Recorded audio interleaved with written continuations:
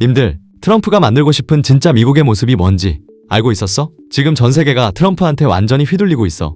관세 폭탄, 이란 전쟁, 호르무즈 해협 봉쇄, 유가 폭등. 매일 뉴스를 보면 트럼프가 미쳤다. 세계 경제가 끝이다. 이런 이야기뿐이잖아. 근데 있잖아. 대부분의 사람들이 놓치고 있는 게 하나 있어. 이 모든 혼란의 한가운데에서 트럼프 행정부가 올해 3월에 공식 문서로 2026년 무역정책 아젠다라는 걸 발표했거든? 그리고 미국 무역대표부 수장이 다보스에서 연설을 했는데 제목이 해밀턴에서 오늘까지야. 이 두 문서를 직접 읽어보면 지금 벌어지는 모든 게 즉흥이 아니라 하나의 거대한 설계도 위에서 움직이고 있다는 걸 알 수 있어. 그래서 오늘은 트럼프가 그리는 미국의 진짜 밑그림이 뭔지, 미국 건국 초기부터 지금까지 경제 역사를 한 줄기로 꿰뚫으면서 싹 다 정리해 줄 테니까 딱 집중해봐. 자, 트럼프를 이해하려면 먼저 미국이 어떻게 부자가 됐는지를 알아야 해.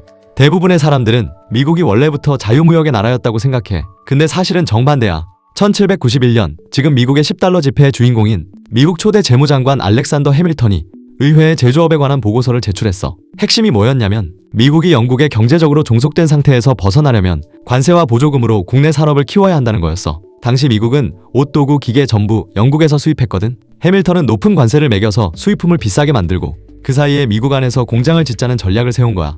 이 전략은 실제로 작동했어. 해밀턴이 뉴저지 패터슨에 만든 산업단지는 섬유업부터 시작해서 2차 세계대전 때 B-17 폭격기 엔진을 생산하는 도시로 성장했어. 근데 여기서 진짜 중요한 건 이 전략을 세계 모든 경제 강국이 따라했다는 거야.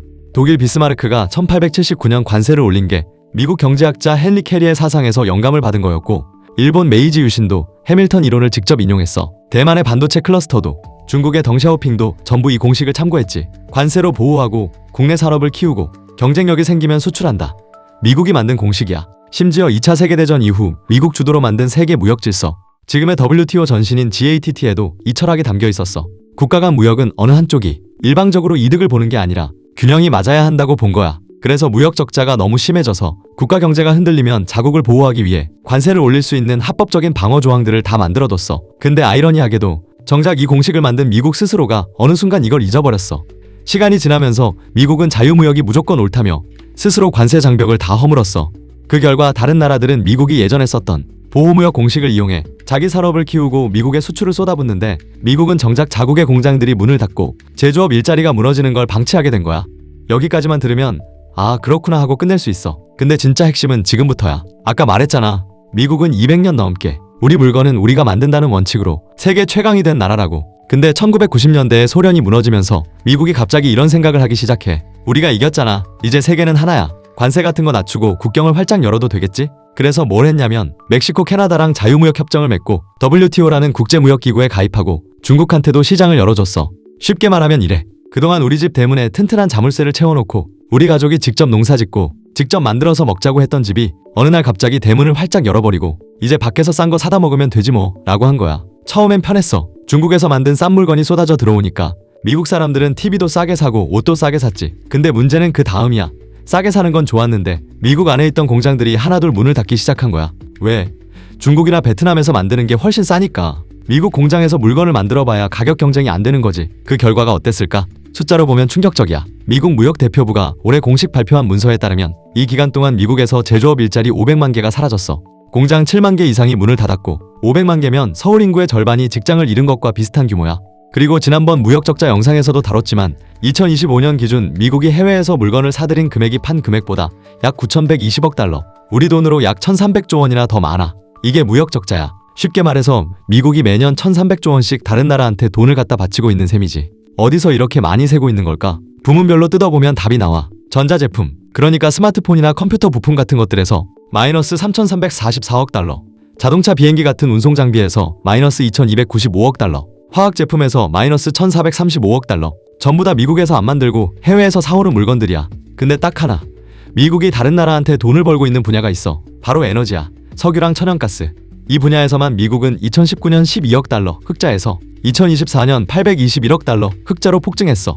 미국이 세계에서 석유를 가장 많이 뽑아내는 나라가 되면서 에너지만큼은 우리가 만들어서 판다는 공식이 살아있는 거지.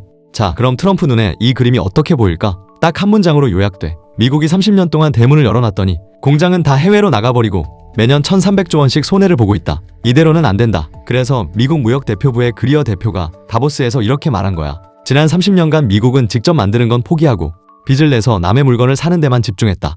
이제 미국이 직접 물건을 만들어야 한다. 235년 전 해밀턴이 했던 말이랑 본질적으로 똑같은 거야. 대문 닫고 우리가 직접 만들자. 근데 여기서 아무도 모르는 반전이 있어. 그리어는 이 연설에서 미국인들이 가장 존경하는 대통령 에이브러햄 링컨을 직접 인용했어. 링컨이 생전에 뭐라고 했냐면 나의 정치는 짧고 간단하다. 나는 높은 보호 관세를 지지한다. 노예 해방의 상징인 링컨이 사실은 관세의 열렬한 지지자였다는 거야. 그리고 링컨의 의회 연설도 인용했어. 조용했던 과거의 교훈으로는 폭풍우가 몰아치는 현재를 감당할 수 없다. 지금 트럼프 행정부가 우리가 하는 건 미국 역사의 정통을 잇는 것이라고 주장하는 근거가 바로 여기에 있어. 그리고 링컨의 경제 고문이었던 헨리 캐리라는 사람이 아주 명쾌한 논리 두 가지를 남겼어. 첫째, 관세로 국내 시장을 보호하면 공장이 생기고, 공장이 생기면 일자리가 생기고, 일자리가 생기면 월급이 생기고, 월급으로 우리나라 물건을 사면 경제가 빙글빙글 돌아간다는 거야. 이걸 이해해 조화라고 불렀어. 둘째, 미국 노동자가 해외의 열악한 환경에서 일하는 노동자와 똑같은 조건에서 경쟁하면 안 된다는 거야. 생각해봐. 미국 공장 노동자가 시간당 25달러, 우리 돈으로 약 35,000원을 받는데 동남아 공장 노동자는 시간당 2달러, 약 2,800원을 받아. 관세가 없으면 미국에서 공장을 운영할 이유가 아예 없어지는 거야. 결국 트럼프 행정부의 핵심 논리는 이거야. 관세는 무역을 방해하는 나쁜 것이 아니다. 불공정한 경쟁 조건을 바로잡아서 미국 노동자를 보호하는 방패다. 자, 이 거대한 역사적 맥락을 깔고 보면 지금 트럼프가 왜 전 세계를 상대로 관세 폭탄을 던지고 이란이랑 전쟁까지 벌이면서 판을 흔들고 있는지 그 밑그림이 확실하게 보이기 시작할 거야. 근데 여기서 초보 투자자들이 가장 많이 헷갈리는 지점이 있어. 사냥꾼님, 그러면 관세를 때리면 무역 적자가 줄어드는 거 아니에요? 근데 왜 아직도 적자가 1,300조 원이 넘는 거예요? 아주 좋은 질문이야. 이게 핵심이거든. 생각해봐. 내가 매달 월급 100만 원을 받는데 200만 원을 쓰고 있어. 그러면 매달 100만 원씩 빚이 쌓이잖아. 이때 앞으로 배달 음식 시킬 때 배달비를 2배로 내겠다고 선언하면 배달 음식은 좀 줄일 수 있어. 근데 문제는 내 소비 습관 자체가 안 바뀌면 배달 대신 밖에서 외식을 하게 되는 거야. 결국 쓰는 돈은 비슷하지. 미국이 딱 이 상황이야. 미국 경제분석국이나 IMF 같은 기관들이 뭐라고 하냐면 무역 적자의 진짜 원인은 관세가 아니라 미국 사람들이 버는 것보다 더 많이 쓰는 습관, 그리고 정부가 세금으로 걷는 것보다 더 많이 쓰는 재정 적자에 있다는 거야. 이 구조가 안 바뀌면 관세를 아무리 올려도 적자는 쉽게 안 줄어. 그러면 트럼프는 왜 관세를 밀어붙이는 걸까? 여기가 포인트야. 트럼프 행정부의 진짜 목표는 당장 적자 숫자를 줄이는 게 아니야. 미국의 산업 구조 자체를 바꾸는 거야. 해외에서 사오는 나라에서 직접 만드는 나라로 체질을 바꾸겠다는 거지. 그래서 관세는 적자를 줄이는 도구가 아니라 기업들한테 미국 안에 공장을 지어라는 압박 카드인 거야.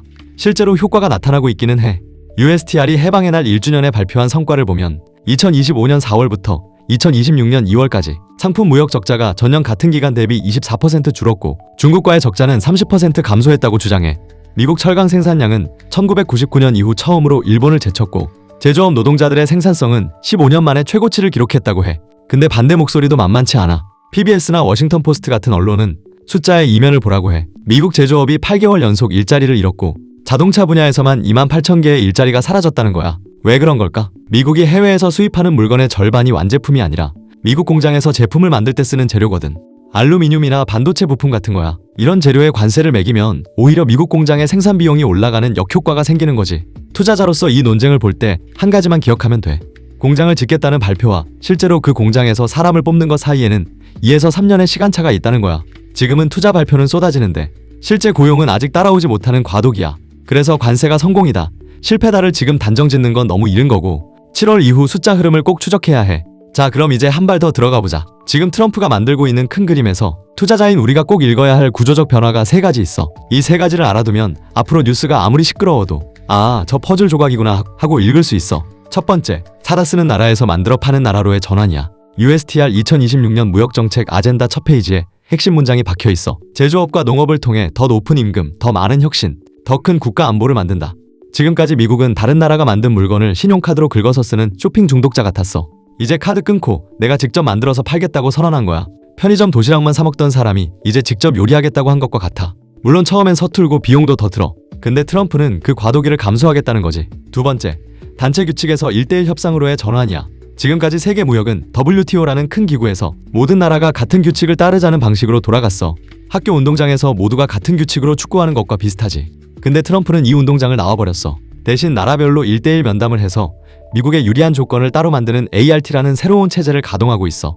ART는 어그리먼트 온 리시프로컬 트레이드, 우리말로 상호 무역 합의야. 지금 미국이 EU, 인도, 일본, 한국, 베트남 등과 이 방식으로 따로따로 협상 중이야.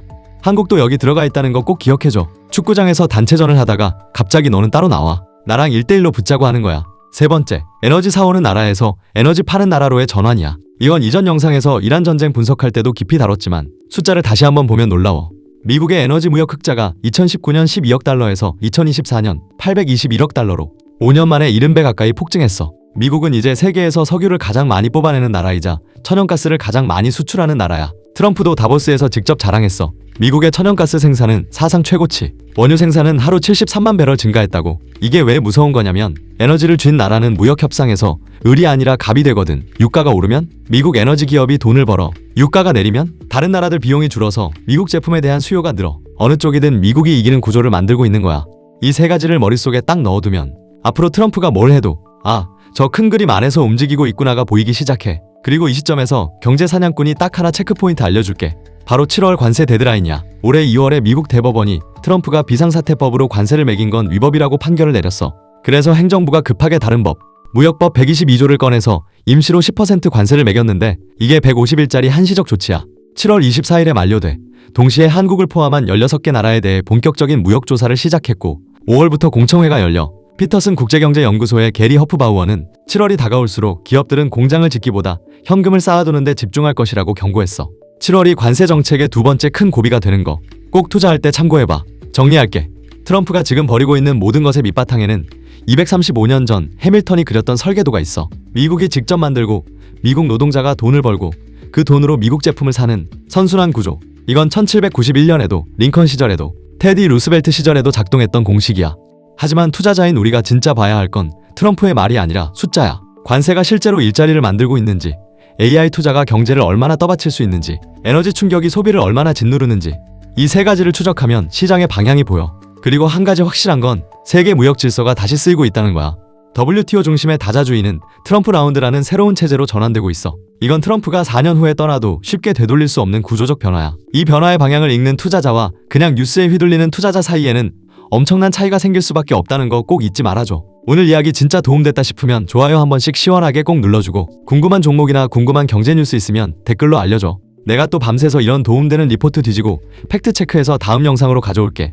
이렇게 경제사냥꾼 구독자들에게 도움되는 진짜 정보 하나도 빠짐없이 매일 전부 다 알려줄 거니까 경제사냥꾼 구독과 알림 설정 꼭 해두고 우리 진짜 다 같이 부자 되자.